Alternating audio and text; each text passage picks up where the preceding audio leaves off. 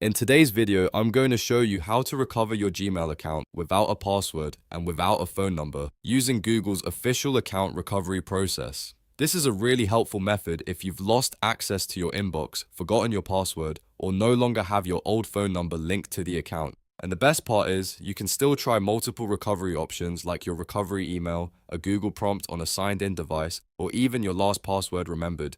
If this video helps, make sure to hit the like button and subscribe for more easy tech tutorials just like this. Alright, let's get into it. First, open your browser and go to accounts.google.com/signin/recovery. This is Google's official recovery page, and it's the safest place to start. Once the page loads, enter the Gmail address for the account you want to recover, then click Next. Google will now ask you to enter the password. If you don't remember it, or if you don't have access to it, don't worry. Simply click Try Another Way. This is the key step because it tells Google you want to use a different verification method. Now Google will show you the recovery options that are available for your account. Depending on what you've set up before, you may see a recovery email option, a Google prompt on a device where you're already signed in, or a request to enter the last password you remember.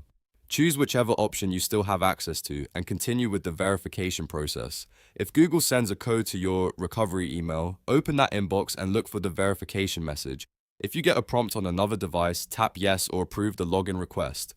If Google asks for the last password you remember, enter the closest one you can recall. The goal here is to prove that you are the real account owner. After that, complete any additional verification steps Google provides. This may include confirming details, checking a device, or verifying the recovery email. Once your identity is successfully verified, Google will let you create a new password for the account. Enter your new password carefully, then type it again to confirm it. Make sure it's strong and secure and something you'll remember later. After that, click Save. Once it's saved, your Gmail password will be updated and you should regain access to your account. After you sign back in, it's a good idea to review your recovery email, phone number, and security settings so you don't run into the same issue again in the future.